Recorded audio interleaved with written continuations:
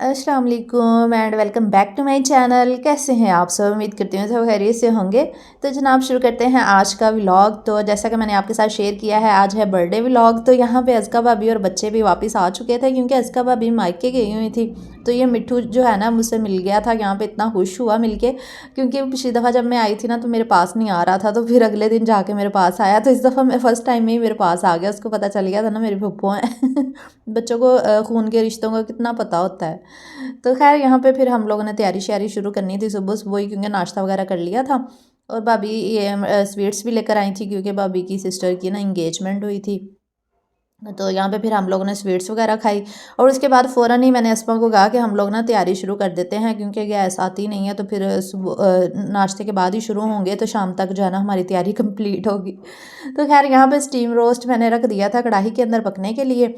और चिकन बंस जो है ना वो अस्मा बना रही थी। अस्मा के चैनल पे उसकी रेसिपी आएगी। बनाई तो मैंने था लेकिन शूट अस्मा ने किया था। और चिकन बंस के लिए भी दूसरी साइड पे चिकन जो है ना पकने के लिए रखा हुआ है। इसकी मैरिनेशन और इसकी जो कंप्लीट रेसिपी है ना आप अस्मा के चैनल से देख लीजिएगा, जिन्होंने देखनी है अस्मा रानी व्लॉग्स पे। और केक की रेसिपी मेरे चैनल पे आएगी और कुछ सारे बाकी सारी रेसिपीज़ मैं आपके साथ शेयर करूँगी। सिर्फ चिकन बंस की आप अस्मा के चैनल पे देख लीजिएगा। तो फिर अस्मा ने यहाँ पे केक बनाना शुरू कर दिया। अस्मा ने ही बनाना था तो यहाँ पे 4 अंडे उसने लिए हैं ब्लेंडर के अंदर। तो अस्मा पहले अंडे को ब्लेंड करती है, फिर उसके बाद ऑयल, चीनी और फिर बाकी चीज़ें डालती है। तो मैं साथ साथ पूरी रेसिपी आपके साथ शेयर करूँगी। और जो लोग कह रहे थे ना कि हमें एक केक की रेसिपी बताएं, वनीला केक या जो भी आप बनाते हैं ना, sponge cake, tea cake, simple जो होता है, तो उसकी रेसिपी भी आपको मिल जाएगी। मेरी एक सिस्टर का काफ़ी कमेंट आता था, पता नहीं अब नाम नहीं मुझे याद। तो खैर यहाँ पे 4 अंडों को ब्लेंड कर लिया था अस्मा ने। फिर पौना कप उसके बाद चीनी का डाल दिया है। अब इसको भी डाल के वो ब्लेंड करेगी। तो मैं उसको कह रही थी एक ही दफ़ा सारी चीज़ें डाल के ब्लेंड कर लो। मैं वैसे एक ही दफ़ा ना सारी चीज़ें डाल के ब्लेंड कर लेती होती हूँ, लेकिन वो एक एक करके करती है। ज़ाहिर है सबका अपना हिसाब होता है। फिर उसके बाद पौना कप उसने ऑयल का शामिल कर दिया है। अब फिर ब्लेंड करेगी। और साथ ही फिर उसने पतीला भी रख दिया था प्री हीट होने के लिए, क्योंकि यहाँ पे ओवन नहीं है ना तो पतीले में ही बेकिंग करते हैं। आज का व्लॉग बहुत इंटरेस्टिंग होने वाला है, इसलिए आपने फुल वॉच करना है, लाइक और शेयर भी कर देना है। और जो न्यू है चैनल पर काइंडली वो सब्सक्राइब भी कर लिया करें। तो खैर यहाँ पे पतीला रख दिया था। उसके बाद मिक्सचर हमारा रेडी हो गया था। मैंने आपको सारी क्वांटिटी बता दी है। अब बेकिंग पाउडर यहाँ पे 1 टीस्पून इसके अंदर शामिल कर दिया है। और साथ ही अस्मा ने बेकिंग सोडा भी डाला था, लेकिन वो 1 चुटकी डाला था। और 1 चुटकी ही इसमें वनीला एसेंस के 2-3 ड्रॉप्स डाल दिए थे। तो ये 3 चीज़ें आपने बाद में शामिल करनी है। उसके बाद इसको अच्छे से मिक्स कर लेना है। और साथ ही फिर उसके बाद मैदा भी डालेंगे। मैदा एंड पे डालेंगे और पैन को भी साथ ही ग्रीस कर लेंगे। तो ये केक जो है ना क्रीम केक बन रहा है, ये सिंपल केक नहीं बन रहा, क्योंकि अबिया की बर्थडे का केक है ना। तो उस्मा ने कहा था वो खुद ही बनाएगी, तो हमने बाहर से नहीं ऑर्डर किया था, हमने खुद ही बनाया था उस्मा ने। अच्छा, उसके बाद आपने ये जो होता है ना मोल्ड, इसको ग्रीस कर लेना है बटर पेपर लगा के। वो नीचे भी उसने लगाया था और साइडों पर भी लगाया था। और साथ ही फिर मैंने यहाँ पे मैकरोनी भी रख दी थी बॉयल होने के लिए, क्योंकि रशियन सैलड भी साथ बन रहा था ना, हमारी फेवरेट डिश जो है। तो इसके लिए पानी बॉयल रखा हुआ था। साथ ही आधा कप जो है ना मैकरोनी ली थी, ये भी बॉयल होने के लिए रख देंगे। सब्जियों और उसके फ्रूट के साथ ये वाला सैलड जो है ना हम बनाते हैं। तो यहाँ पे मोल्ड भी हमारा तैयार हो चुका था, ऑयल लगा के बटर पेपर लग गया था। तो अब बारी आती है मैदे की। तो मैदा सबसे आखिर में डालते हैं। पौना कप ही मैदा यूज़ किया है। एक बार सारी मेजरमेंट्स आपको दोबारा बता देती हूँ कि पौना कप मैदा, पौना कप ही ऑयल, पौना कप चीनी और 4 अंडे इस्तेमाल किए हैं। तो बहुत परफेक्ट केक बनता है पतीले में। और उसके बाद बाकी का मैंने मैदा भी डाल दिया था। टोटल पौना पौना कप ही डाला है। उसके बाद अच्छे से मिक्स कर लिया था। और ये इजीली आप घर पे पतीले में बना सकते हैं। अभी मैं पतीले में ही आपको बेक करके दिखाना है। फिर एंड पे ना अस्मा 2 टेबलस्पून नीम गर्म पानी भी डालती है। ये अस्मा की ट्रिक है, ये कहती है इससे ना केक ज़्यादा सॉफ्ट बनता है। मैंने कहा चलो ठीक है। अच्छा जी, एक और बात, आपने सारे जो इंग्रेडिएंट्स यूज़ करने हैं ना वो नॉर्मल टेम्परेचर पे होना चाहिए। ये ना हो कि आप फ्रिज से अंडे निकाल के यूज़ कर रहे हैं, फ्रिज का मैदा यूज़ कर रहे हैं, फिर आपका केक नहीं राइज़ होगा। आपने हमेशा कोशिश करनी है कि नॉर्मल चीज़ें सारी यूज़ करें, नॉर्मल टेम्परेचर की। तो बस यहाँ पे मोल्ड में डाल दिया था हमने। और पतीला भी हमारा प्री हीट हो चुका था 15 मिनट के लिए। अब हम इसमें केक डाल देंगे और इसको तकरीबन 40 से 45 मिनट के लिए बेक कर देंगे मीडियम टू लो फ्लेम पे। तो यहाँ पे मैक्रोनी भी बॉयल हो चुकी थी और साथ में बंद गोभी भी यहाँ पे कट कर ली थी। और इसके अलावा मटर और गाजर बॉयल हो रहे थे। तो साथ में यहाँ पे हमारी डो भी राइज़ हो चुकी थी बंस के लिए। ये देखिए कितनी ज़्यादा राइज़ हो गई है। बंस के लिए जो मैंने बनाई थी ना, ये मैंने ही गूंदा था आटा। तो इसकी रेसिपी अस्मा के चैनल पे आएगी बंस की, जैसा कि मैंने आपके साथ शेयर किया। कि अस्मा रानी व्लॉग्स पे ना आप बंस की फुल रेसिपी देख लीजिएगा, जिन्होंने उसमें पतीले में बंस की रेसिपी जिनको चाहिए ना, क्योंकि पतीले में ही सारी बेकिंग की थी। यहाँ पे जो है वो केक हमारा तैयार हो चुका था, 45 मिनट हो चुके थे तो केक बन गया था। अस्मा ने टूथपिक की मदद से चेक किया था। और मैं और अज़का भाभी यहाँ पे जो है वो बंस बना रहे थे। अज़का भाभी पेड़े बना रही थी और मैं बंस बना रही थी और फिलिंग कर रही थी। और साथ में अस्मा ने विप क्रीम भी यहाँ पे विपिंग उसकी कर ली थी, मतलब उसको फोल्ड कर लिया था, क्या कहते हैं उसको, अच्छा उसको राइस कर लिया था, जो भी कहते हैं। तो यहाँ पे ये देखिए विप क्रीम कितने अच्छे से फूल गई है और ये बिल्कुल भी उससे पैन से नीचे नहीं गिरी थी, बाउल से, क्योंकि ये इतनी ज़्यादा राइस हो गई थी। अच्छे से फ्लफ़ी करनी है आपने। और उसके बाद केक यहाँ पे निकाल लेते हैं। केक बिल्कुल अच्छे से जो है वो कुक हो गया था। तो ये अस्मा के पास भी ये वाला वो है ना स्टैंड, केक स्टैंड, तो इसके ऊपर ही वो बनाती है। तो अभी इसकी कटिंग करते हैं और बटर पेपर इसका उतारते हैं। अच्छा सेंटर में इसकी कटिंग करके ना 2 पीस कर लेंगे और फिर हमने इसकी वो करनी है क्रीम के साथ ना लेयर्स इसकी बनानी है, क्योंकि हम लोग इतने एक्सपर्ट नहीं हैं और इतना ज़्यादा हम लोगों ने कभी केक नहीं बनाया, तो इसलिए केक जो है आप लोग ये ना कहें कि बहुत अच्छा नहीं बना, बाज़ार जैसा नहीं बना, क्योंकि घर में तो फिर आपको पता है बाज़ार जैसा नहीं बन सकता ना, लेकिन हमने कोशिश यही की है कि बाज़ार जैसा बनाएं। तो खैर यहाँ पे 2 पीसेस कर लिए थे इसके और अब आधा गिलास दूध लिया है, यहाँ पे चीनी डाल देंगे दूध के अंदर और इसको अच्छे से मिक्स कर लेंगे। तो ये सिरप जो है ना तैयार हो जाएगा। ये सिरप जो है ना ये केक को नरम करने के लिए बनाया जाता है, तो ये केक के ऊपर लगाएंगे दोनों साइड्स पे, ताकि केक जो है ना वो सॉफ्ट हो जाए। फिर हमने क्रीम की लेयर्स जो है ना वो बनानी है, मतलब लगानी है क्रीम सारी चारों साइड्स पे।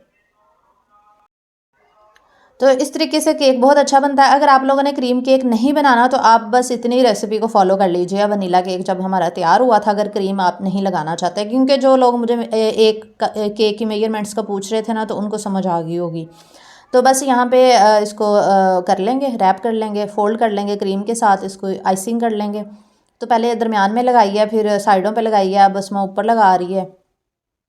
तो इसने पिछले दिनों में ना चॉकलेट केक और स्ट्रॉबेरी केक बनाया था, तो सारे कह रहे थे कि बहुत अच्छा अस्मा ने बनाया था। तो फिर मैंने कहा चलो बर्थडे पे अस्मा तुम ही बना देना ना बीहा का, तो हम बाहर से नहीं मंगवाएंगे, क्योंकि घर के केक की तो अपनी ही बात होती है, बाहर से तो इतने अच्छे और मज़े के नहीं मिलते, तो घर में ज़्यादा अच्छे बन जाते हैं। तो इसलिए फिर हमने घर पर ही बनाया था। तो ये देखिए जनाब हमारे बंस भी यहाँ पे बेक हो चुके थे, साथ में बंस भी बेक हो रहे थे। शाम का टाइम हो रहा था, क्योंकि सारा दिन जो है ना वैसे ही गुजर गया था सारे कामों में। सारे सीन्स तो नहीं बना सकी, लेकिन ये कि पूरा दिन ही लग गया था तैयारियों में। तो बस यहाँ पे अस्मा ने कलर डाल के ना विपिंग क्रीम जो बच गई थी उसके अंदर पिंक कलर डाल के तो उसकी डेकोरेशन की थी। बस ऐसे ही हल्की फुल्की, क्योंकि हम लोग इतने एक्सपर्ट नहीं हैं और ना ही हमें इतनी डिज़ाइनिंग आती है, बस हल्की फुल्की सी करके तो केक तैयार कर लिया था।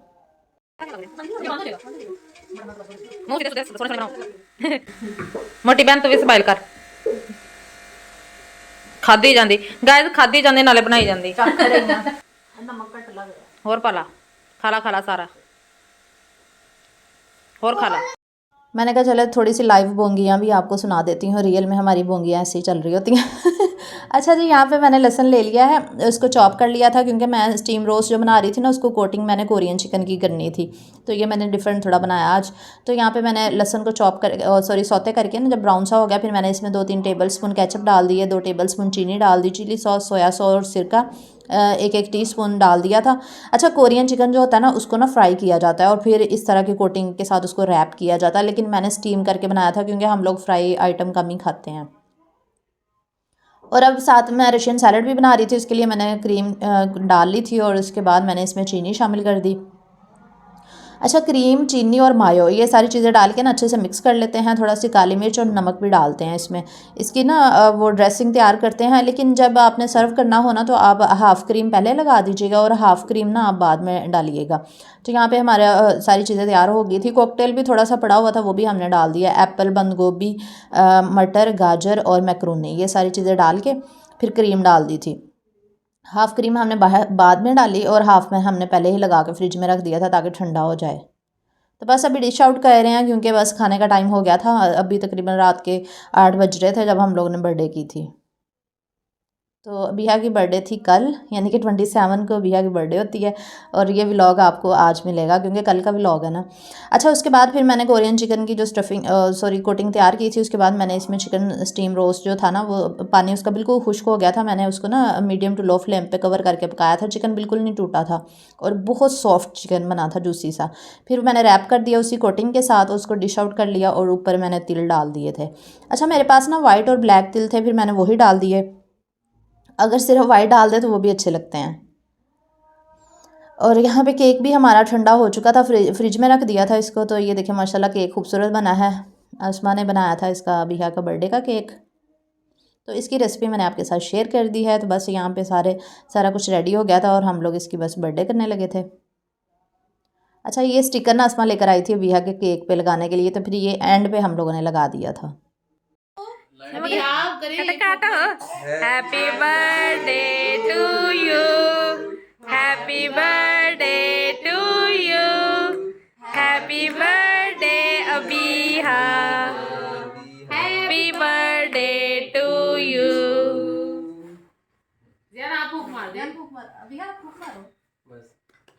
बस इन्नी की गल। तो हमने बहुत ज़्यादा इंतज़ामात नहीं किए थे, मतलब बहुत ज़्यादा डेकोरेशंस नहीं की थी और बहुत ज़्यादा डिशेस भी नहीं बनाई थी, बस थोड़ी बहुत ही बनाई थी। कोरियन चिकन था, रशियन सैलड था और साथ में बंस और केक, बस ये 4 चीज़ें ही थी।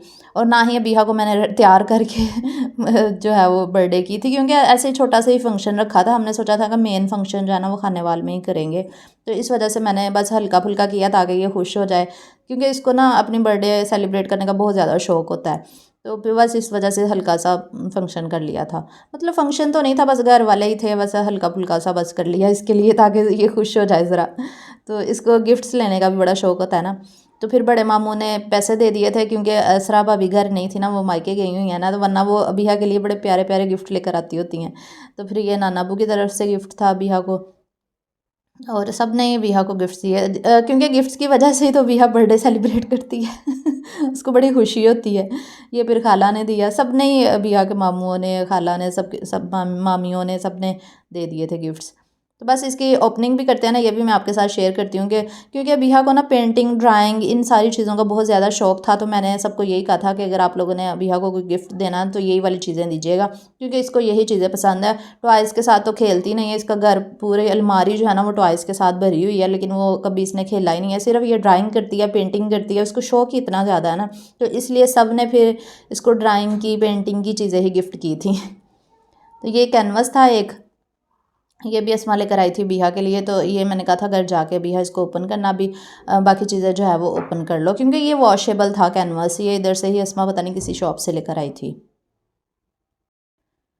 तो आप लोग उतनी देर में जल्दी जल्दी वीडियो को लाइक कर दें, और कैसा लगा आज का व्लॉग, एंजॉय किया या नहीं, आप लोग कमेंट सेक्शन में ज़रूर बताइएगा। और आप सबका बहुत ज़्यादा शुक्रिया, आप लोगों ने बिहा को हैप्पी बर्थडे के इतने ज़्यादा मैसेजेस किए थे और बहुत ज़्यादा दुआएं दी थी, इसके लिए आप सबका बहुत ज़्यादा शुक्रिया। इंस्टा और टिकटॉक पर भी आप लोगों के काफ़ी ज़्यादा मैसेजेस और कॉमेंट्स आए थे, तो आप सबका बहुत ज़्यादा शुक्रिया इतना प्यार देने के लिए। तो ये थे अज़का भाभी ने जो बिहा को गिफ्ट दिया था ना, ये थे कलर्स, वाटर कलर्स थे। ये काफ़ी हैवी थे, मतलब फुल बॉटल्स जो है ना वो भरी हुई थी। मैंने कहा बिहा आपकी तो मौजें हो गई हैं, अब पूरा साल नहीं ख़त्म होंगे अच्छा जी, ये एक और गिफ्ट था, ये खाला ने दिया था बिहा को।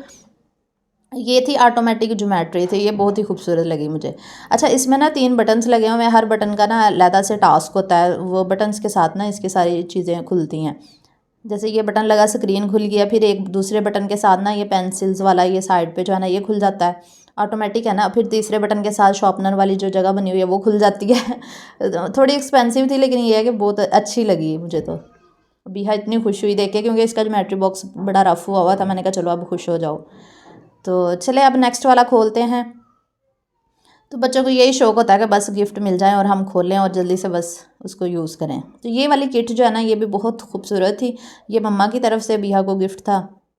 ये देखिए कितनी खूबसूरत सी है। तो इसमें क्रेयॉन्स थे, इसके अलावा वाटर कलर्स और मार्कर कलर्स थे, साथ में ये पेंसिल, रेज़र, शार्पनर और पता नहीं ये क्या था, इसके अंदर ट्यूब सी थी। तो ये किट के अंदर ना मतलब सारी चीज़ें थी, तो ये भी बड़ी प्यारी थी। ये था नाना अब्बू की तरफ से गिफ्ट था, तो ये भी ओपन करते हैं। ये थे एक्रेलिक कलर, ये भी अस्मा ही लेकर आई थी सबकी तरफ से गिफ्ट्स, क्योंकि अस्मा और अज़का भाभी ही गई थी शॉप पे ना गिफ्ट्स लेने के लिए। तो फिर सारे पैक करवा के वो ले आई थी। तो मैंने कहा था बस कोई भी चीज़ जो है ना ड्राइंग और पेंटिंग के अलावा नहीं होनी चाहिए इसका ताकि पूरा साल आराम से गुजर जाए। इसको इतना शौक़ है ना इन चीज़ों का। माशाल्लाह अच्छी ड्राइंग पेंटिंग करती रहती है, अपनी एज के हिसाब से ना बहुत अच्छी करती है। तो ये थे एक्रेलिक कलर, यानी कि ये परमानेंट कलर्स हैं। तो मैंने इसको कहा था कि ये आपने कैनवस के ऊपर यूज़ नहीं करने, क्योंकि ये अगर लग गए ना तो ये उतरेंगे नहीं। साथ में ये ब्रशेज़ थे और ये 4 ब्रश थे, साथ में ये मार्कर कलर्स थे। इसके अलावा पेंटिंग वाली ये जो ट्रे होती है जिसमें कलर्स डाल के बच्चे जो है वो पेंट करते हैं, वो थे। तो बाकी चीज़ें फिर मैंने कहा था बिहा नहीं यूज़ करो, सिर्फ कलर्स वाटर कलर्स जो है ना वो यूज़ कर लो आप, क्योंकि बच्चों ने ज़ाहिर है गिफ्ट मिलने के साथ ही खेलना शुरू होना होता है। तो यहाँ पे अज़का भाभी उनको सिखा रही थी कि आपने कैसे कलर्स करने हैं। बस फिर रात का टाइम हो गया था, दोनों बच्चे शुरू हो गए अपने अपनी पेंटिंग करने के लिए। बस फिर हमारा सोने का टाइम हो गया था और सोते हुए फिर खाला भांजी जो है ना वो वीडियोस बनाती हैं टिकटॉक की, आप लोगों ने देखी होंगी असमा की और बिहा की वीडियोस। बस यही था आज का व्लॉग, उम्मीद करती हूँ आपको पसंद आया होगा। अल्लाह हाफिज़।